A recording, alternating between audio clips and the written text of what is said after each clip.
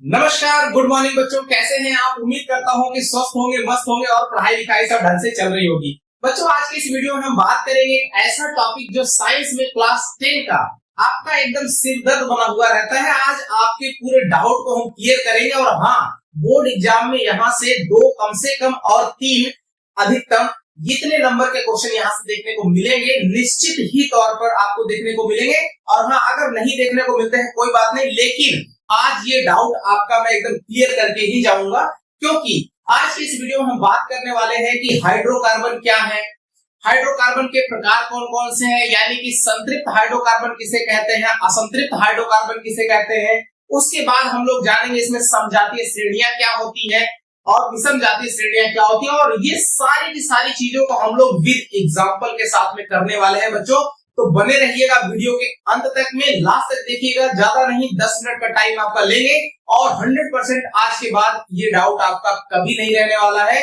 आज 100% समजातीय श्रेणी, विषम जातीय श्रेणी, उसके बाद संतृप्त हाइड्रोकार्बन और असंतृप्त हाइड्रोकार्बन, और सबसे पहले हम बात करते हैं हाइड्रोकार्बन की। तो हाइड्रोकार्बन क्या होता है बच्चों? हाइड्रो का मतलब हो गया हाइड्रोजन से और कार्बन का मतलब हो गया कार्बन। एकदम सिस्टमेटिक वे में हम जाने, एकदम आसान भाषा में। तो हाइड्रोकार्बन मींस कि ऐसा यौगिक जिसमें हाइड्रोजन और कार्बन मिला हुआ हो, उसको हम लोग हाइड्रोकार्बन कहते हैं। ऐसी डेफिनेशन लिख लीजिएगा, क्योंकि अगर बोर्ड एग्जाम में आपके क्वेश्चन आता है कि हाइड्रोकार्बन किसे कहते हैं, तो लिखना है ऐसा यौगिक जिसमें हाइड्रोजन और कार्बन युक्त होता है, उसे हम लोग हाइड्रोकार्बन यौगिक कहते हैं। मैंने यहाँ कुछ एग्जाम्पल लिख दिए हैं, जैसे मेथेन। मेथेन में देखिए आपका फॉर्मूला होता है, केमिकल फॉर्मूला CH4, जिसमें कार्बन और हाइड्रोजन ये दोनों आपको दिख रहे हैं। इसके अलावा भी हो सकते हैं, लेकिन स्पेशली कार्बन और हाइड्रोजन ही होने चाहिए। तो देखिए कार्बन हाइड्रोजन यहाँ पे है, मीथेन बना। एथेन में C2H6, यहाँ भी कार्बन हाइड्रोजन। इसी तरीके से एथीन है C2H4 और एथाइन C2H2। ये मैंने यहाँ पे 4 कुछ एग्जाम्पल लिख दिए हुए जो कि हाइड्रोकार्बन के एग्जाम्पल है।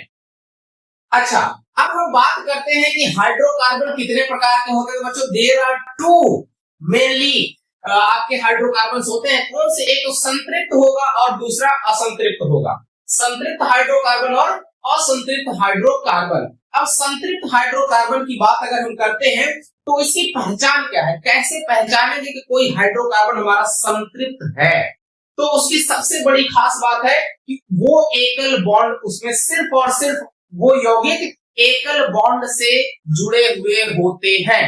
उसके जो तत्व होंगे वो एकल बॉन्ड से जुड़े होंगे, यानी कार्बन और हाइड्रोजन के बीच में, सीधी सी बात है, कार्बन और हाइड्रोजन के बीच में सिंगल बॉन्ड की कनेक्टिविटी रहने वाली है, राइट। जैसे methane, ethane, propane, butane, right. ये सारे यहाँ पे एग्जांपल जो लिखे हैं, ये सब के सब जो कार्बन और हाइड्रोजन है वो एक दूसरे के साथ में सिंगल बॉन्ड के साथ में कनेक्टेड रहते हैं, इसलिए इनको हम लोग संतृप्त हाइड्रोकार्बन कहते हैं। ध्यान देना, अगर कोई चीज सिंगल, अगर कोई भी कंपाउंड ऐसा है, कोई भी हाइड्रोकार्बन ऐसा है जिसमें एक कार्बन हाइड्रोजन सिंगल बॉन्ड से जुड़े होते हैं, उनको हम लोग एल्केन कहते हैं, एल्केन ग्रुप कहते हैं, राइट।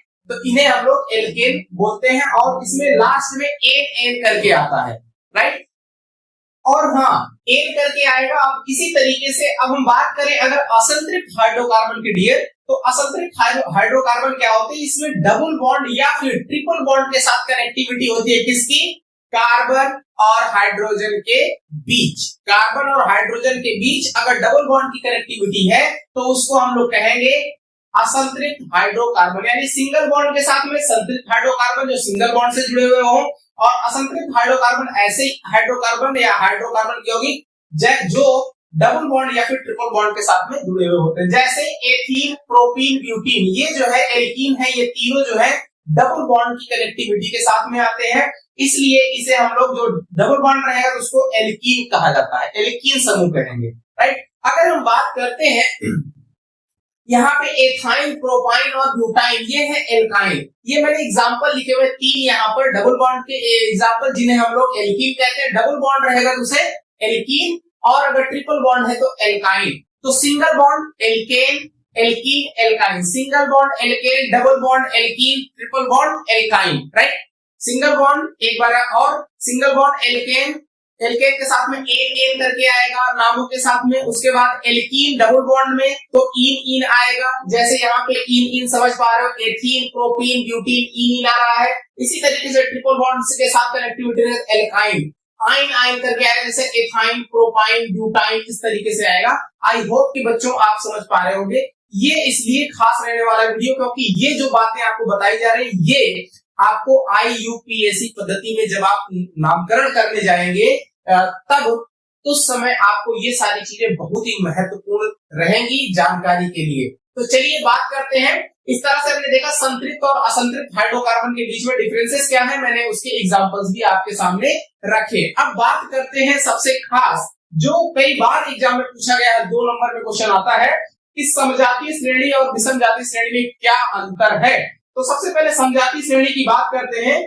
ऐसे कार्बनिक यौगिक का समूह होता है, ऐसे कार्बन यौगिकों का समूह होता है, ध्यान देना, ऐसे कार्बन यौगिकों का समूह होता है जिसमें पहली बात कि एक ही सदस्य को हम लोग फंक्शनल ग्रुप कहते हैं बच्चों।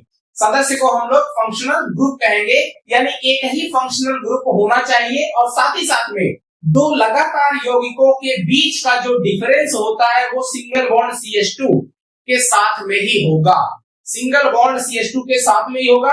अब इसको हम स्पष्ट करते हैं कुछ एग्जाम्पल लेकर के।